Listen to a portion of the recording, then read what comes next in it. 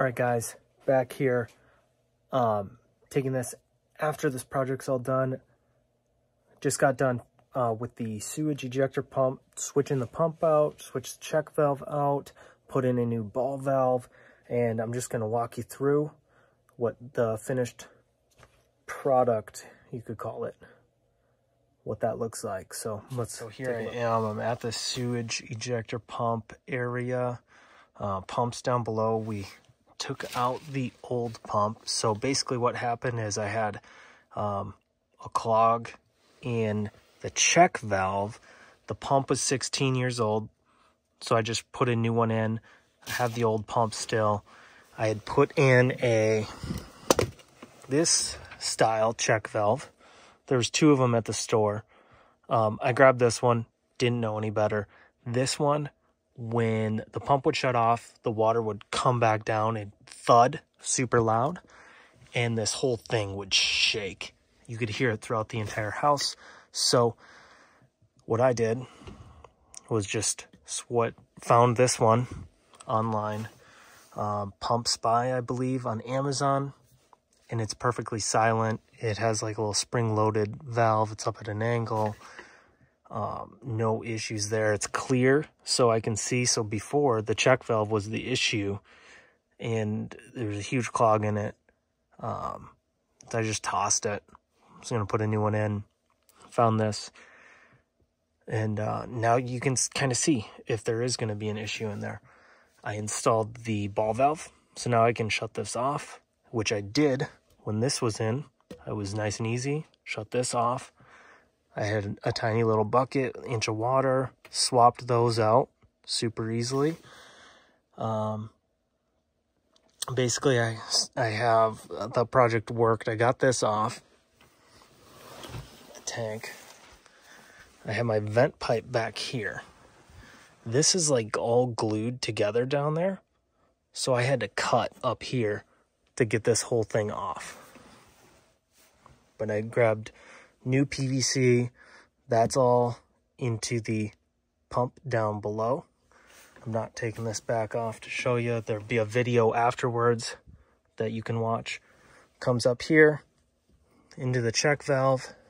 Little piece of PVC here glued into the ball valve, glued into another little chunk of PVC. And then these are definitely the way to go. These couplings with the metal around them. I might switch this one here and that one there out for the metal ones if I can find a longer one. And then I have same over here. This is just the vent pipe, not super worried about that. This is just going to make it easy if I have to change anything again, getting this lid off with that being attached. Boom. But yeah, that's pretty much it. This wasn't here before, so that was a problem. Put that in. Perfectly silent. No thuds. No shaking. So there you guys have it. And the video to follow. But basically, you can kind of tell what you would have to do here. You can order that. That was 30 bucks on Amazon. $10 for this. $15 for a 10-foot piece of 2-inch PVC. The pump was $210. I don't know how much it would have been to have a plumber come out and do this, but better off for it for the future now. So there you have it. Enjoy the video, just kind of walking through everything, but I don't know that it's even necessary. Just kind of looking at this.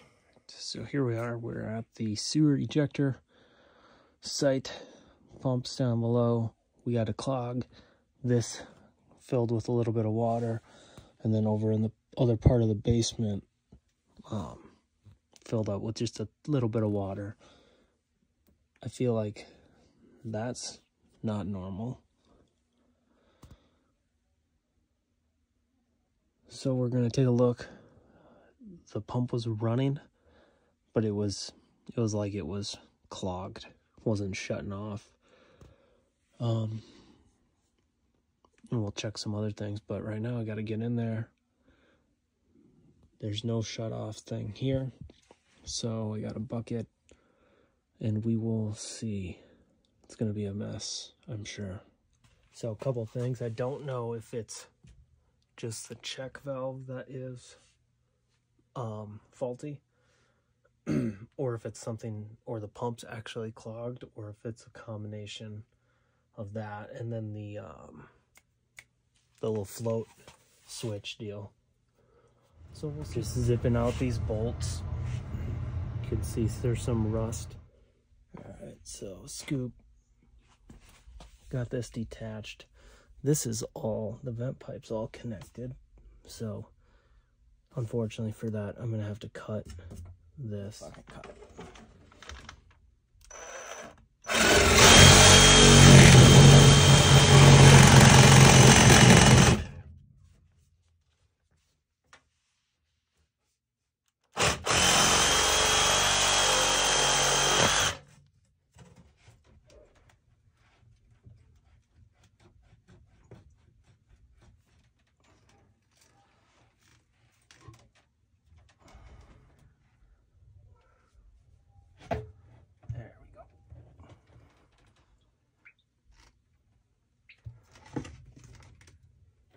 Set that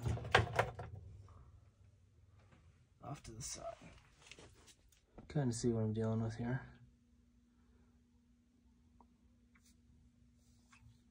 House is almost 30 years old. All right, so poop project phase 2. Old pump, new pump. Gotta flip that over to the other side. And then set it down. I don't even want to, it's just so new. That's not new. Alright, so loosely connected check valve. Put in new PVC here. Check valve, new PVC to this ball valve, to this connector to connect the ABS to PVC, and then resealed the same. This is just the vent pipe, did the same thing there. And so now if I have future issues, you can turn this off, keeps all the shit above you, and you can do your stuff down here without having this whole pipe from all the way up drain down like it did, like exactly like it did. And I shit right here, and yeah, it was good. But so now, and I tested it, it was working. I'm just gonna get these cords figured out here, get it plugged in, and then test it again before I just tighten everything down. All right, so it is done. Everything's tightened back up. Took me a while to figure out these float switches. They have to be totally upside down, or like, you know, like if this was,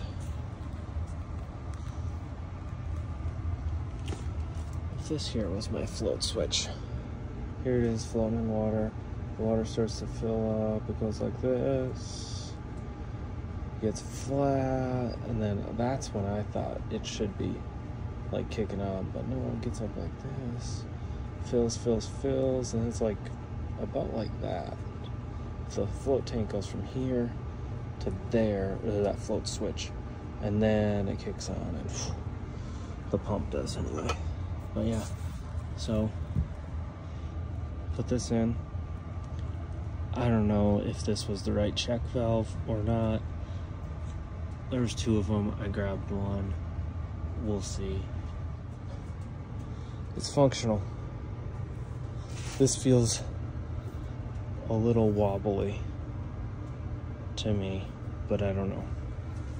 This one doesn't matter, but this one makes a little noise when it shuts off, so it pumps everything, kicks off, shuts off, and then it makes this, it like rattles.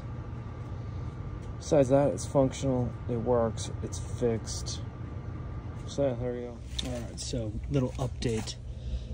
The clunk, the thud as it shuts off is the check valve. So I'm gonna swap that one out for a different one. A quiet or a silent valve, as they're advertised like. So otherwise everything works.